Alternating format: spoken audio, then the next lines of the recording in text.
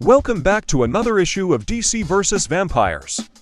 We pick up in London, where John Constantine is smoking in a bar.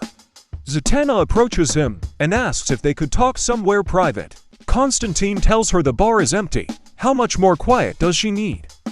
But Zatanna is persistent, and the two end up leaving together. As Constantine has his back turned to grab more liquor, it is revealed to us that Zatanna is really a vampire. Without even turning around, Constantine trapped Zatanna using a spell. She asked how he knew she was a vampire, to which he replied, "How long have you known me? Give me some credit." And that's so true to Constantine's character. He is always 3 steps ahead of everyone else. Luckily for Zatanna, Constantine is lonely and just wants to chat with his old friend. Given that the alternative to a conversation is death, Zatanna happily starts chatting with John. We now move on to Batman, who is in his Batcave running blood samples. Bruce feels like he is not alone in the cave, so he says a security phrase that creates a cave-wide blackout. All we see is the silhouette of Batman standing in front of his computer. The next thing we see is an arrow go straight through his chest and drop him. Green Arrow comes running out from the shadows, saying he's sorry he had to do this, but he wasn't eager to face Batman face to face.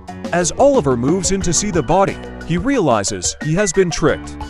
And behind him, we see Batman in the shadows, wooden stake in hand. We then get this absolutely epic fight scene. I know that a lot of comic book fans out there love to see Batman fight extremely powerful beings like Superman, and so do I. But when Bruce fights someone else extremely skilled with no powers, it makes for some of the best fight illustrations in all of comics.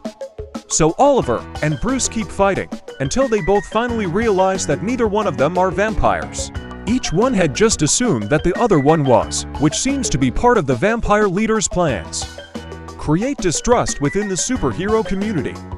We now jump back to the conversation between John Constantine and Zatanna turned vampire. Then, as usual in major DC events, Dr. Fate walks through a portal to ask Constantine for help saving the world. Before Fate could finish a sentence, Zatanna lunges at him for the kill. Immediately she is stopped mid-air by Constantine, who tells her to settle down. Dr. Fate seizes the opportunity and slays the trapped Zatanna. Fate then continues to tell Constantine that he needs his help, as the vampires are marching to war.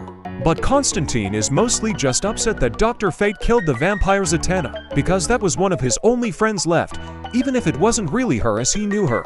We now move on to see Jason Todd and Cassandra slaying vampires and looking for clues as to who their leader is. It is then that the vampire Gorilla Grodd makes his return.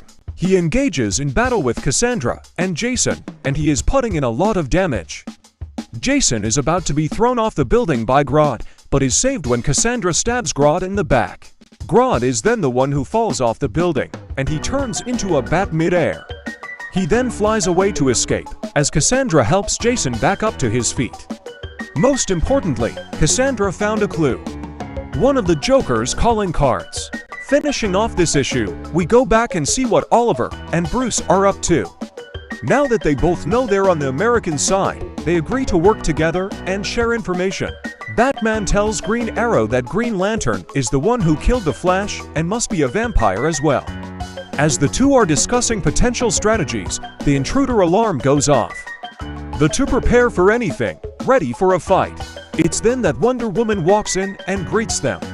She says that it's not their fault for killing Barry, that the Justice League can help them. Oliver starts explaining it's not them, but Batman already knows that Diana has been turned into a vampire. He throws wooden stakes her way without warning. Green Arrow follows his lead and starts firing arrows. It's then that Green Lantern enters the fight. Then another alarm goes off, even louder than the first one. The Justice League flies in from above, to the aid of Wonder Woman and Green Lantern. Superman steps in between everyone and tells everyone to remain calm, just like he always does. Without hesitation, Batman jumps straight into fight mode and tells Green Arrow to do the same. And that wraps up part 4. If you enjoyed this video, be sure to subscribe and check out some of my other superhero videos. Thanks for watching.